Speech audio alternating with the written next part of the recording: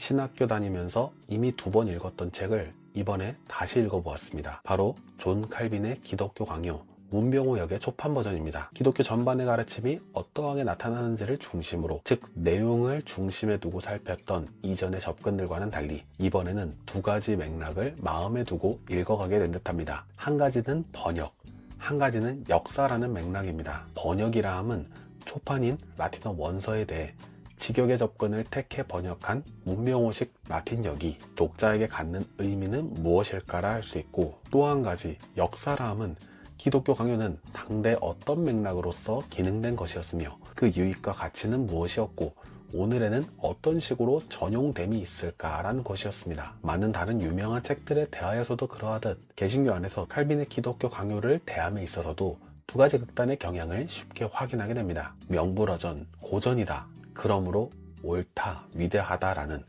텍스트를 직접 읽고 씨름함 없이 권위로만 읽고 표현하는 것, 그리고 정반대 급부로서 텍스트를 읽어보지 않고 오히려 옛것이라는 점에서 쉽게 권위적, 맹목적인 것, 벗어나야 할 것으로 단순하게 치부하는 것입니다. 저는 칼빈의 전통 위에 세워진 신학교인 총신대학교에서 공부했다 보니 아무래도 처음 기독교 강요에 대한 노출을 정답으로서 바로 상정되는 고전과 같이 인식한 면이 컸다 함은 사실일 겁니다. 그리고 그 안에서 날카롭거나 단호하게 엿보이는 대목에서의 칼빈을 기독교가 지향해야 할 그의 성격적 측면으로서 고정해 이해해온 면도 있던 듯합니다. 한편 이번에는 그 단호함을 성격을 넘어선 기능의 면으로 볼 필요도 있지 않나 생각해 보게 됐습니다. 기독교 강요가 공적 문서로, 변증서로, 신앙교육서로 의도되어 집필되었다는 맥락을 고려하니 텍스트의 톤이 조금 다르게 다가오기도 합니다. 저는 전통의 신학자로서 칼빈을 읽을 때 전반적으로 그를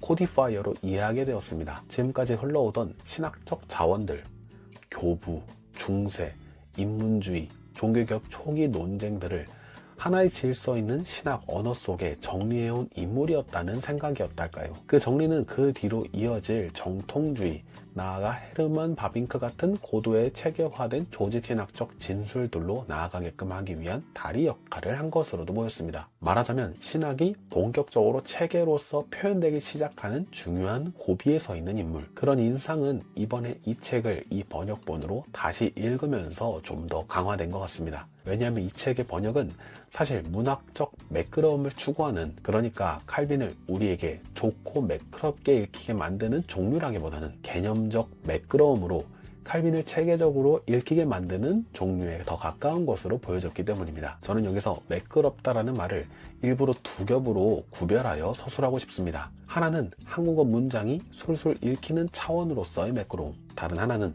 신학적 진술이 개념의 그물망 속에 잘 정리되어 들어오는 차원으로서의 매끄러움입니다. 이 책은 첫 번째 차원으로서의 매끄러운 면에서는 여러 호불호를 불러일으킬 수 있어 보입니다. 직역 중심이기 때문에 한국어적인 자연스러움이 희생된 구간이 분명히 생겨 있다고 말할 수 있을지도 모르겠거든요. 그런데 그 와중에 2번째 매끄러움, 그러니까 조직신학적 읽기의 매끄러움은 도리어 강화된 면들이 있었습니다. 역자가 밝힌 이 책의 번역의 기본 전략도 문맥에 맞춘 아름다운 한국말보다 용어를 신학 개념으로 통일되게 하여 전체 흐름을 묶어주는 쪽에 기울어져 있었다고 할 수 있기 때문입니다. 말하자면 어떤 라틴어 단어는 문맥에 맞게 여러 결을 띱니다. 그런 번역자는 선택해야 되기 마련입니다. 문맥에 더 어울리게 매번 다른 한국어를 골라 자연스러움을 살릴 것인가, 아니면 어느 정도 반복되는 번역어를 통일적으로 유지하면서 저작 전체에 흐르는 개념의 일관성을 살리는 방향으로 갈 것인가. 이 번역본은 후자의 방향을 강하게 취하고 있습니다. 그 결과 독자는 한 문장의 부드러움과 리듬 대신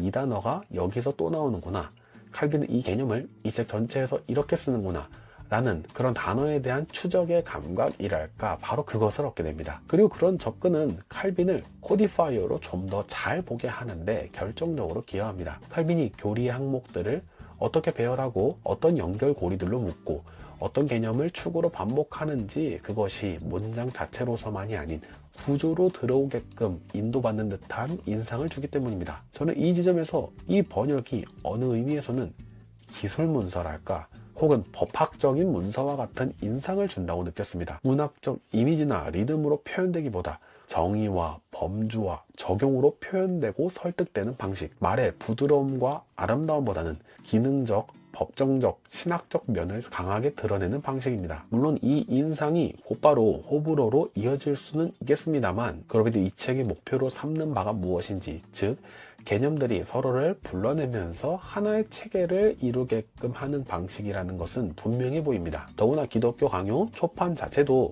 이미 구조적으로 그런 체계를 강하게 품고 있는 저작이라고 할 수도 있겠습니다. 율법, 그러니까 십계명, 또 믿음, 사도신경, 또 기도, 주기도문, 그리고 성례, 그와 같이 이어지는 배열은 당대 교회의 교육의 한 흐름으로 나타난 것이기도 했고, 그 다음에 거짓 성례 비판과 그리스도인의 자유, 교회의 권세, 또 정치적 통치 따위를 덧붙이는 것은 당대 역사 속에서 교회적으로 또 질서적으로 어떤 정치적 차원들을 모두 아우르려는 시도였다고 할 수 있겠습니다. 그런 차원에서 이 번역은 그 배열의 의미를 좀 더 분명히 보이게 하는 감이 있습니다. 용어를 통일하고 논증의 뼈대를 살리려는 직역적인 선택들이 문장 자체를 쉬운 문장들로 만들기보다 그런 논증의 골격들을 선명히 드러내려는 선택으로 읽히기 때문입니다. 덧붙여서 이 책의 각주의 대부분은 라틴어 일부 구문들이나 단어들에 대한 번역 선택을 간략히 남겨두는 방식으로 이루어졌습니다. 그것은 하나의 해석 근거이면서 동시에 다른 판단의 여지를 남기는 방식이기도 합니다. 역자의 번역이 독자로 하여금 판단을 검토할 수 있게 한다는 점에서 우리는 여기서 학술적 가치를 보게 될 수 있습니다. 직역 중심의 읽기 자체를 원문과 대조해 볼 수 있게 하고, 또한 주석적 판단에 대하여 역자의 선택을 확인할 수 있게 하기 때문입니다. 더 나아가 책 말미에 수록된 라틴어 신학 용어집은 칼빈이 자주 사용하는 핵심 용어들을 번역자가 어떤 번역으로 옮겼는지, 그리고 그 용어가 책 안에서 어떤 신학적 의미로 사용되는지를 함께 확인하도록 설계된 장치처럼 읽혔습니다. 읽으면서 또 읽고 난 뒤에 자연스럽게 용어를 다시 확인하고 반복적으로 익히게 만들면서 일종의 신학적 어휘 암기까지 염두에 둔 구성. 그래서 이 책은 그 모든 방식을 통해 칼빈을 잘 읽히되 무엇보다 조직신학적으로 잘 읽히게 하려는 책처럼 보이고, 그 목표를 향해 상당히 일관된 선택들을 하고 있음을 확인하게 했습니다. 그리고 이 책이 애초에 대역판으로 기획되어 있다는 사실, 라틴어가 옆에 있고 한국어가 있고 또 각주가 있고 그러한 용어집 부록이 있다는 사실은 이 번역을 싫어하는 사람도 왜 싫은지를 그 구조로서 말하게 하고, 또 이 번역이 좋은 사람도 왜 좋은지를 그 근거로서 말하게 만드는 조건이 된다고 할 수 있습니다. 제가 이 책에서 살핀 이 번역이라는 차원에 대해 갈무리하면, 이 번역은 문학적이기보다 기술적이고 감상적이기보다 구조적이며 어떤 의미에서는 법학적이라는 인상을 주는 번역이었다고 표현해 볼 수 있지 않을까 생각합니다.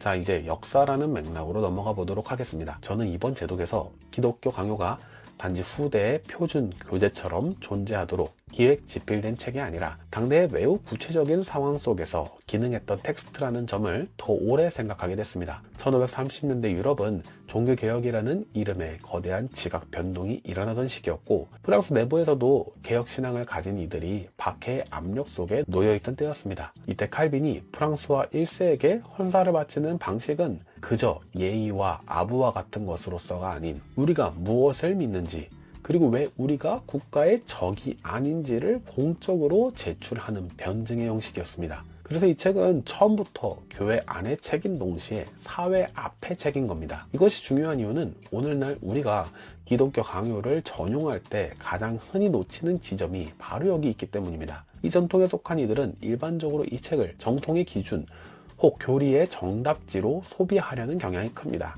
그것의 타당성 여부를 차치하고라도 그럴 때 이 책은 신앙을 살리기 위한 책이 아닌 신앙을 어떠한 면에서 판단하기 위한 도구로서만 전락되기 쉬워집니다. 그런데 당대의 기능을 생각하면 이 책은 정반대 방향으로도 읽히게 됩니다. 정통을 포괄적으로 휘두르는 책이기 이전에 왜 우리를 이단 취급하는가? 우리의 믿음은 보편교회의 고백과 어떻게 이어지는가? 우리의 신앙이 방탕과 반역이 아니라 참 경건의 질서로 향한다. 이런 식으로 고백적으로 표현하는 책으로서 말입니다. 그러니까 여기서의 이 단호함은 공격성과 같은 그 성격적 측면으로서 굳혀지기 전에 고백으로서 기능된 것으로서 이해되어야 합니다. 당대의 교회가 살아남기 위해 필요한 언어로, 양심을 붙들기 위해 필요한 논증으로, 공적 권력 앞에서 신앙을 고백하고 서술하기 위해 필요한 체계로서 말입니다. 이런 접근을 붙잡으면 초판의 구성 자체도 다시 보이게 됩니다.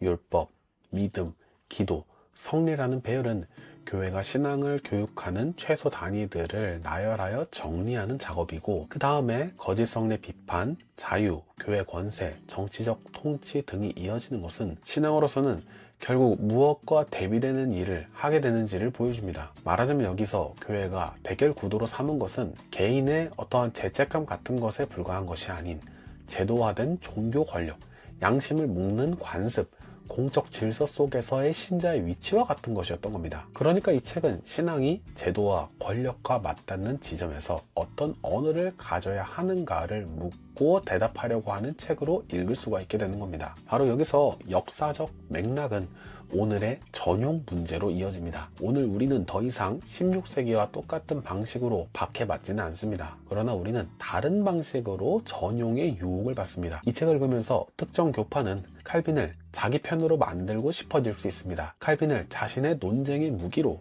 자기 정체성의 배치로, 자기 교단 전통의 증거로 만들고 싶어질 수 있습니다. 그런데 초판의 역사적 기능을 기억하면 그 전용을 한번 멈춰 세울 수도 있어야 하지 않을까 합니다. 칼빈의 책에는 신앙을 고백적으로 설명하고 서술되기 위해 만들어졌기 때문입니다. 물론 그는 논쟁을 합니다. 하지만 그 논쟁은 논쟁 자체를 목적으로 둔 것으로서가 아닌 교리를 보존하기 위한 기능으로서 이루어진 것이었죠. 그러니까 오늘 우리의 이 책의 전용에는 칼빈의 결론이 무기로 쓰이기 이전에 칼빈의 방식, 그 개념을 정렬하고 논쟁을 연결하며 양심과 공동체를 함께 보는 방식 그 자체였던 것을 먼저 가져와 보는 것이어야 할 수 있습니다. 그리고 저는 이게 역사라는 맥락이 오늘의 독자에게 주는 가장 큰 유익 중 하나일 거라는 생각을 합니다. 그런 한편 이 유익이 제겐 앞서 말한 번역의 맥락과 만나면서 좀 더 강해질 수도 있다는 생각도 듭니다. 왜냐하면 이 번역본은 독자로 하여금 칼빈의 방식을 구조적으로 따라가게 만들 수 있기 때문입니다. 문장만 매끈하게 다듬어 놓으면 독자는 감탄하고 넘어갈 수 있습니다. 그러나 직역과 용어 통일, 대역과 각주와 용어집은 그것들을 독자가 나란히 보면서 여기서 칼빈이 무엇을 정의하고 무엇을 연결하는지를 보게 합니다. 여기서 이 번역본의 장점이자 단점이 한 번에 드러나는 것일 수 있다는 생각을 합니다. 장점은 칼빈의 조직신학적 성격, 코디파이어로서의 성격이 더 선명해진다는 것으로서 볼 수 있을 것이고, 여기서 칼빈은 목회자나 상담자적으로 보이기보다 신학 언어의 체계를 세우는 사람으로서 더 보이고 있는 것이고요. 그런데 이때 혹 위험이랄 것은 그 체계성이 독자에게 칼빈 이꼬르 정답이라고 하는 인상을 더 강하게 쉽게 심어줄 수도 있다고 하는 것입니다. 그래서 그 번역을 읽는 독자에게 필요한 것이 칼빈을 사용하는 태도 내지 그를 전용하는 신앙의 윤리이지 않을까 하는 겁니다. 다시 말하면 칼빈을 해체하기 위해서가 아니라 칼빈을 그리스도인의 신앙의 주인으로 세우지 말자는 뜻에서 그렇습니다. 이 책은 그러니까 말하자면 신앙의 주인으로서가 아닌 신앙의 문법으로서 기능될 수 있겠습니다. 문법은 우리가 말을 하도록 돕지만 문법 자체가 말의 목적이 되면 언어는 죽게 됩니다. 칼빈이 정말 위대하고 대단한 코디파이어라 해도 그가 코디파이 한 것은 하나님이 아니고 하나님에 대한 우리의 고백입니다. 그러니까 우리는 칼빈을 통해 하나님에 대해서 더 잘 생각하고 말하는 법을 배울 수 있지만 혹 칼빈을 통해 사람을 더 정확하게 재단하는 법을 배워서는 안 될 것이라는 생각이 듭니다. 저는 이 책의 번역에 대해서나 이 책 자체에 대해서나 한마디로 어떤 식으로 추천하거나 한마디로 폄하하는 방식이 정당하지 않다는 생각을 하게 되어 이렇게 영상 리뷰를 촬영해볼 마음을 품게 되었습니다. 특별히 이 번역본은 호불호가 갈리는 번역이기 전에 먼저는 용도가 갈리는 번역이겠다는 생각을 하게 됩니다. 그리고 그 용도를 정확히 말해주도록 하는 것이 번역자에게도 공정하고 비판자에게도 공정하며 무엇보다 독자에게 가장 유익한 것 아닐까 생각됩니다. 그래서 제 결론은 이렇습니다. 저는 학교 다닐 때 2번 읽었던 이 책을 다시 읽으면서 칼빈을 문병호 역으로 다시 읽게 됩니다. 이번에는 칼빈이 저의 마음을 움직이는 그러한 내용을 전하는 문장가라기보다 기독교의 사고를 코디파이하는 체계가로서 더 선명히 다가옵니다. 그런 한편 역사적 맥락을 의식하면서 저는 그의 체계가 단지 학문적 야심이 아니라 당대 교회의 생존과 양심의 자유와 공적 정당성을 둘러싼 싸움 속에서 기능했던 언어였다는 사실을 더 오래 생각하게 됐습니다. 오늘 우리가 이 책을 읽을 때도 그 기능이 그대로 복제될 수만은 당연히 없다는 사실 또한 생각되어야 할 겁니다. 대신 전용되어야 하는 것이겠죠. 우리는 그것을 교회 교육에 쓰고 신학 훈련에 쓰고 때로는 논쟁에 쓰고 또 때로는 정체성의 기둥으로 쓸 수 있겠습니다만 그 전용이 건강하려면 칼빈을 공격용 무기로 삼기 위한 정답지로 상정함으로써 보다는 시대 속에서 용어를 분류하고 다듬는 문법의 일환으로서 인식될 수 있어야 할 겁니다. 칼빈의 1536년 초판은 그 시대의 교회를 훈련하기 위해 존재했습니다. 오늘 우리가 이 책을 다시 펼칠 때 우리는 두 가지 질문을 스스로에게 던질 수 있어야 할 겁니다. 나는 지금 이 책에서 어떠한 방식으로 훈련을 받으려 하는가? 그리고 나는 이 책을 어떠한 방식으로 오늘에 전용하고자 하는가?